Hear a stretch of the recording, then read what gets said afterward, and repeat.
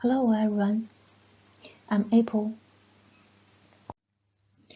I taught biology in a secondary school for 8 years before studying for a PhD at the University of Leeds. Now I'm a second-year PhD student. My research is about teacher questions in secondary biology classrooms, making scientific practices meaningful for students. Scientific practices here include 8 practices. These are the practices that scientists employ as they investigate and build models and theories about the world. It's a good way to advance students' understanding of scientific concepts and to develop student interest in biology. When I was a teacher, I tried to implement scientific practices in my classrooms.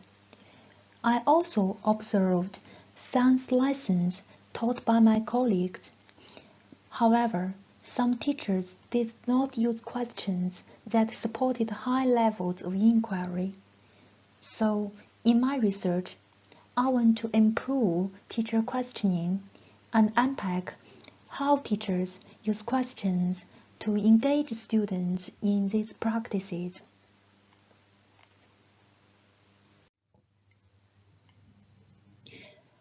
My research questions are: what types of questions do teachers ask during teaching that emphasizes students' engagement in scientific practices?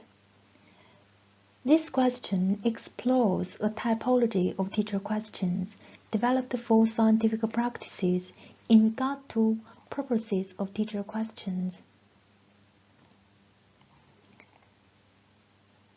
The second research question: how do teachers use questions when they teach scientific practices in secondary biology classrooms? The next question: what are teachers' reflections on factors influencing teacher questions? This explores factors from different levels, such as the national curriculum standards, the institutional policy, and the teacher's learning objectives. The final research question: how do students perceive their teacher's questions in class?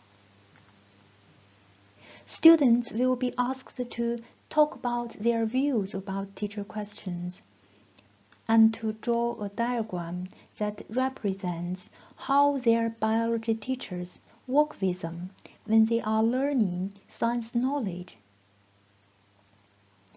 Based on my research questions, I plan to select 2 teachers in the pilot study and 6 teachers in the formal data collection.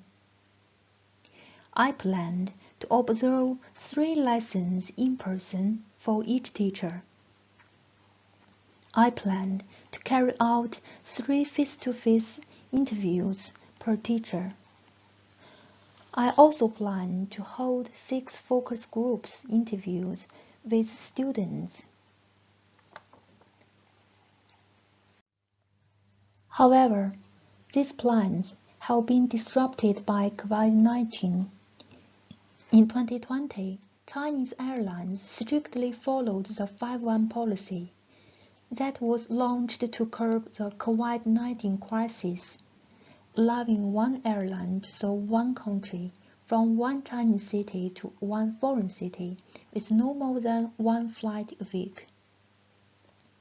Tickets were very expensive.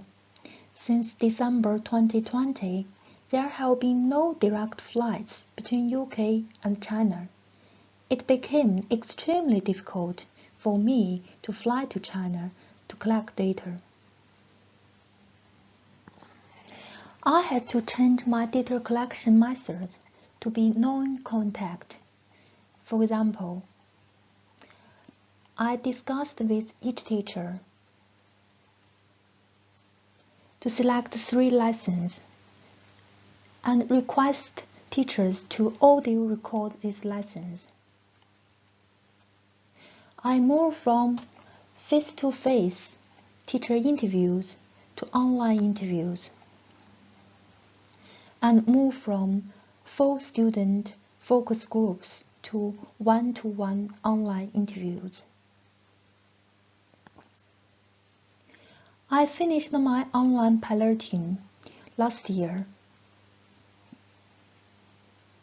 The piloting study has produced fruitful results. For example, the sequence of data collection for each teacher is Interview 1, the first and second observation, Interview 2, the third observation, Interview 3, and student focus groups. I adopt Siedman's 3 interviews per person. The first interview involves a broad range of different issues with the teacher, followed by the second and third interview to go deep into the role of teacher questions. In interview 2 and 3, I present teachers with teaching episodes and ask them to talk about their teaching. As teacher questions are highly relevant to student responses, teaching content, and communicative approach, and therefore it's not sensible to let teachers neglect the context of the questions and only talk about their questions. So I use the teaching episodes here. Similarly, I use teaching episodes to talk with students. I also use teaching episodes as my analysis units. In addition, I find it helpful to write a short summary immediately after each interview. I write about 200 or 400 words quickly, like how to improve the interview and my initial thoughts about some concepts that are repeatedly emphasized by the teacher. For example, one teacher talked about critical thinking and social responsibility many times. As a researcher, I need to be sensitive about these concepts. I wrote them down in my post-interview review and related them to my research questions. The formal data collection started in March 2021. I still collect data online. It's difficult to build trust with each other online, so I talk about my story with these teachers. I often send them messages. Sometimes I got up very early to interview teachers because China was 7 hours ahead of UK. Sometimes I listened to the lesson recordings many times during transcription because the voice was not clear due to the weak signal or the poor quality of a teacher's voice recorder. I have tried to adapt to these new challenges. Besides these challenges, I experienced mental health, such as anxiety and unhappiness. I was sometimes in bad mood because of homesick, stress, and the uncertain future. I tried some new and different things to maintain mental health and efficient working practices. This helped me develop and keep good habits. For example, I love practicing yoga. That is a very effective technique for combating stress. I opened the video and I practiced yoga with a yoga teacher. I also walk or run for at least 1 hour every day, no matter what the weather. During the pandemic, more of us are learning a new language.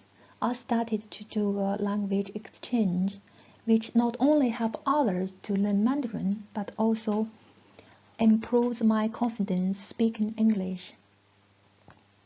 Several months ago, I read a book, Tides from the West.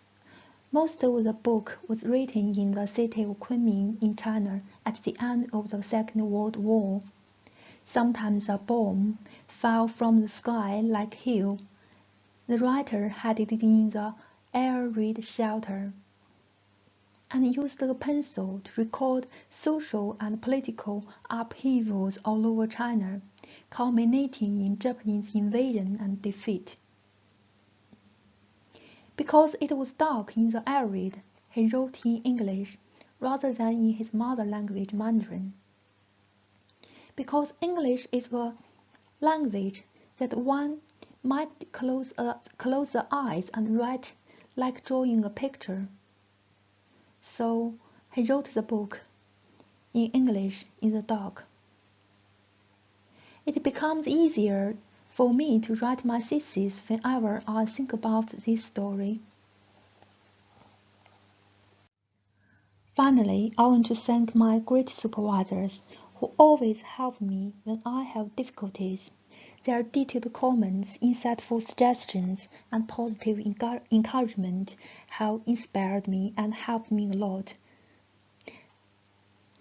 Thanks for their huge help.